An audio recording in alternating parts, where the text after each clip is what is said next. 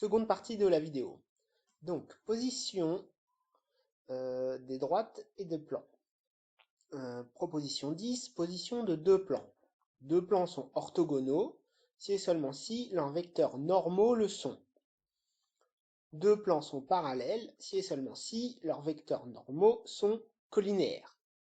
D'accord? Donc, attention, il y a deux notions, collinéaires et orthogonaux. Collinéaires, c'est même direction. Orthogonaux, c'est entre guillemets perpendiculaire. Donc, il faut faire attention, on va faire des petites confusions entre les deux. Un exemple, déterminer l'intersection des plans P et P'. X plus Y moins 2Z égale 3, X moins Y plus 4Z égale moins 1. Entre parenthèses, on n'a pas la forme cartésienne ici. La forme cartésienne, ce serait X plus Y moins 2Z moins 3 égale 0. X moins Y plus 4Z plus 1 égale 0. Mais franchement, ça revient au même. Donc on commence par étudier les vecteurs normaux de chaque plan. Pour le plan P, le vecteur normal, c'est le vecteur avec les coefficients devant x, y et z. Donc 1, moins 1, pardon, 1, 1, moins 2 est un vecteur normal à P.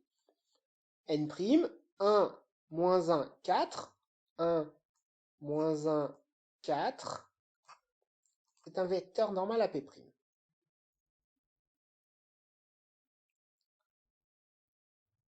Donc, ils sont pas collinéaires, ça veut dire que les plans P et P' sont séquents.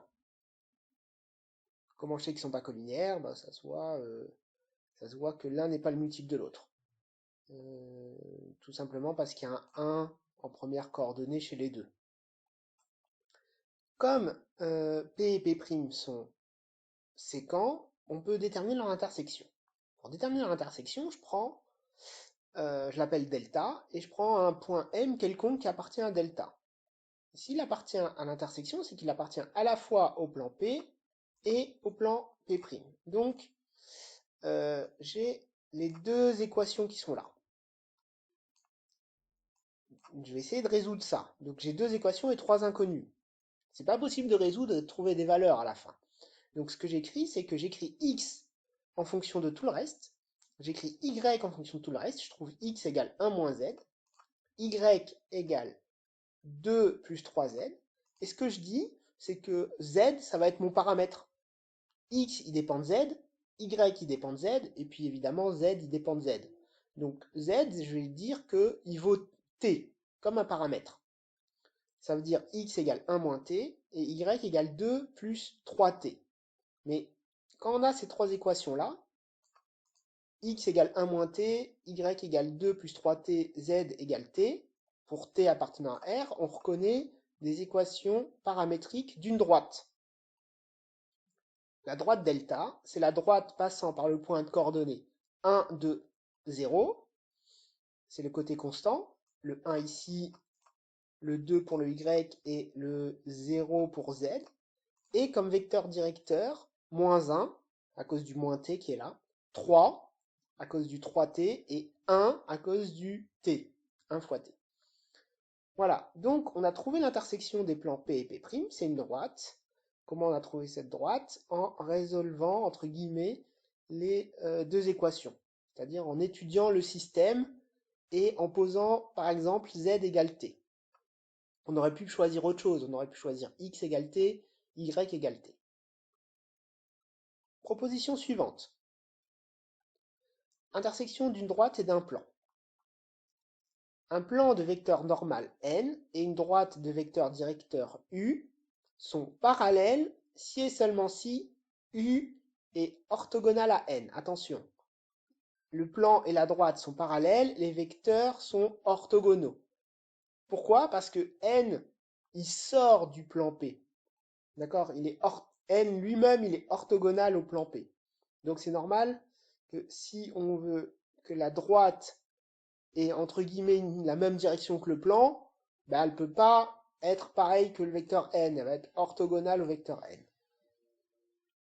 Si une droite et un plan sont séquents, pour trouver leur intersection, il faut résoudre le système.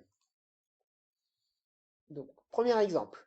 Position relative entre le plan d'équation 2x plus y moins 7z égale 1 et la droite AB avec A et B données ici. On a leurs coordonnées. Donc, ce que je fais, première chose, j'essaye de décrire la droite AB.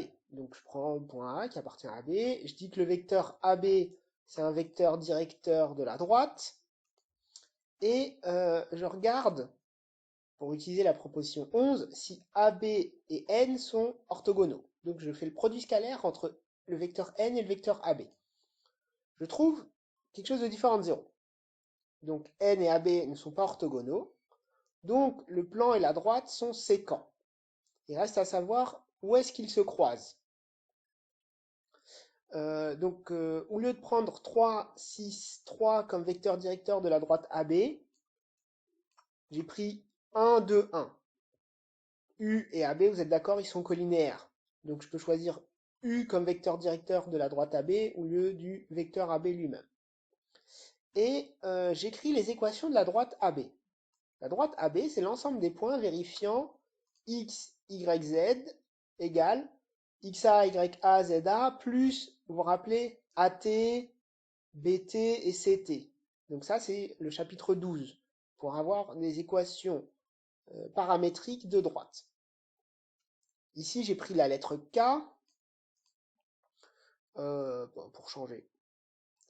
Et donc, ce qui se passe, c'est ensuite, je prends un point quelconque, M, qui appartient à l'intersection du plan et de la droite.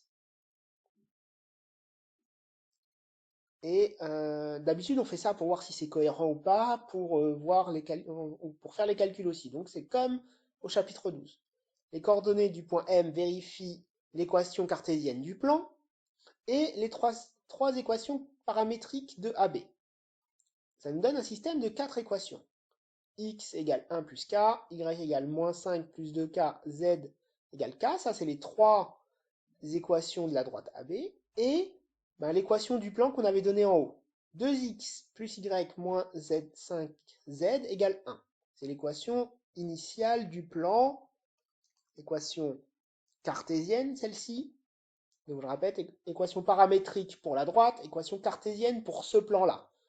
On a des fois des plans avec des équations paramétriques aussi, c'est ce qu'on a vu au chapitre 12. Et donc, une fois que j'ai ce système-là, mon objectif c'est de trouver le point M, trouver x, y, z. Donc je remplace x, y, z dans la dernière ligne, ici.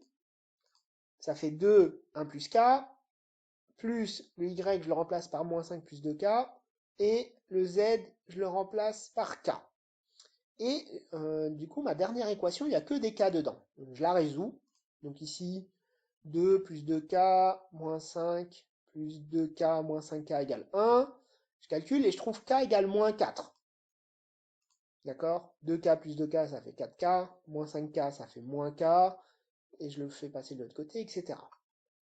Et maintenant que j'ai trouvé k égale moins 4, je le remplace dans les trois autres équations. Z égale k, donc je trouve z égale moins 4. Y, c'était moins 5 plus 2 fois moins 4. Je vais trouver moins 13. Et z, c'était 1 plus k.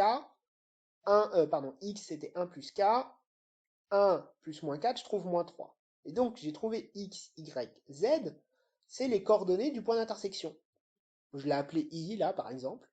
Il a pour coordonnées moins 3, moins 13, moins 4. Exemple 2.